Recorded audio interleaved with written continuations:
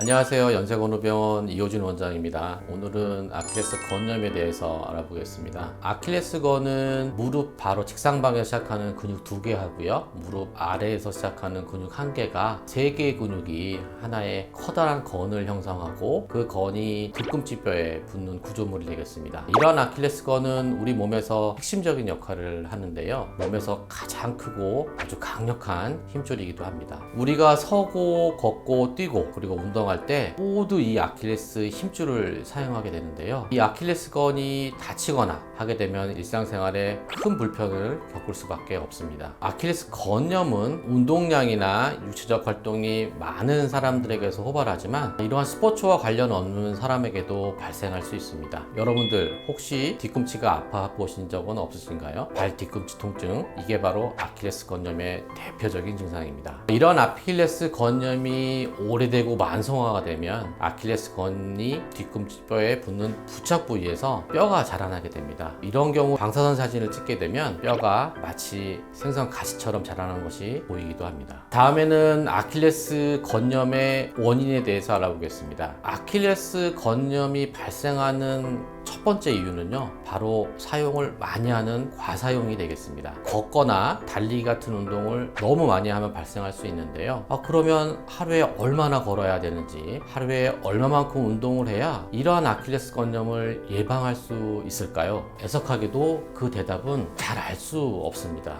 그 이유는 사람마다 아킬레스건이 감당할 수 있는 운동량이 모두 다르기 때문입니다. 어떤 사람은 운동을 많이 해도 발생하지 않지만 어떤 사람은 운동을 조금만 해도 생길 수 있는 그러한 이유가 있습니다. 이 감당 가능한 운동량을 넘어서게 될 경우 아킬레스건에 미세한 손상이 발생되고 스스로 치유되는 속도를 넘어선 반복적인 부하로 아킬레스 건염이 발생되는 것입니다. 또한 고지혈증 그리고 비만과 같은 대사성 인자는 아킬레스 병변의 한 원인이 될 수 있습니다.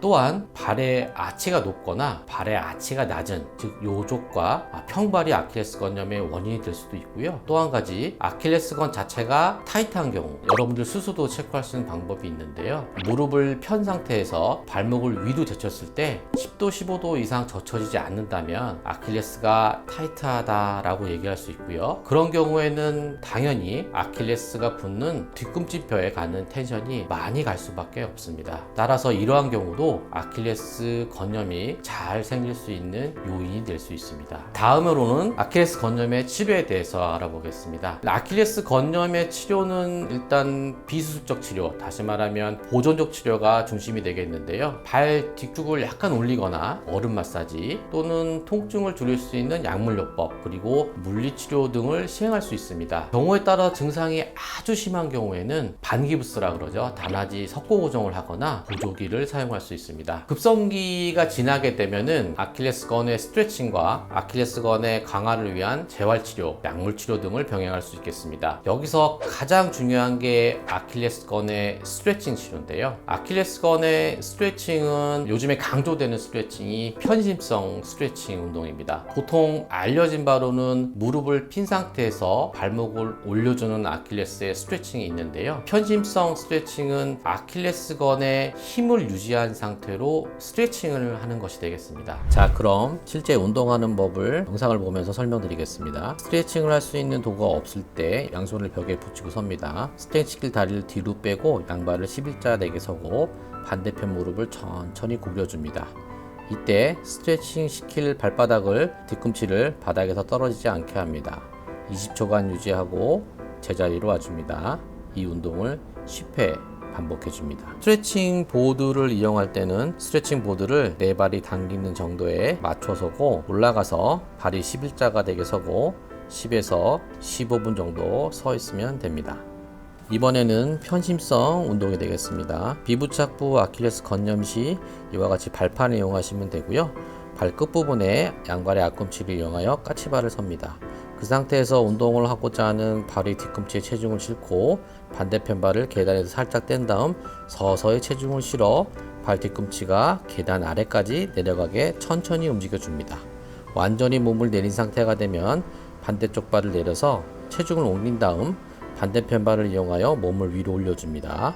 회 과정을 10회 정도 반복합니다. 자, 이번엔 부착 후 아킬레스 건염 시 운동하는 방법입니다. 평지에서 10회 정도를 반복하시면 됩니다. 비부착 후 건염과 다르게 발판을 이용하지 않고 평지에서 진행하는 건 부착 후 건염의 경우 발목을 과도하게 위로 젖혀지는 체를 반복할 경우 증상이 악화될 수 있으므로 주의를 요합니다. 그러나 만성 환자에게서 비술적 치료에 반응이 없거나 효과가 미미하면 퇴행성 변화가 진행할 수 있고, 퇴행성 변화가 아주 많이 진행된 경우는 경우에 따라서 선택적으로 수술적 치료를 고려할 수가 있는데요. 수술 시에는 그런 퇴행 변화가 진행된 아킬레스 실질 부위를 제거를 하고 나머지 아킬레스건을 봉합할 수 있습니다. 그러나 퇴행 변화가 너무 많고 그 단면적에 비해서 제거되는 아킬레스건이 많다면 남아있는 아킬레스건으로 아킬레스건의 기능을 유지하기 힘들거나 또는 파열의 가능성이 있기 때문에 다른 조직을 이용해서 보강하거나 근육 이전술을 시행할 수 있겠습니다. 뒤꿈치가 아프시고 아킬레스 건염이 의심이 되시면 전문의의 진단을 통해 여러분들의 발목 건강을 챙기시기 바라겠습니다. 연세건후병원 이호진 원장이었습니다. 감사합니다.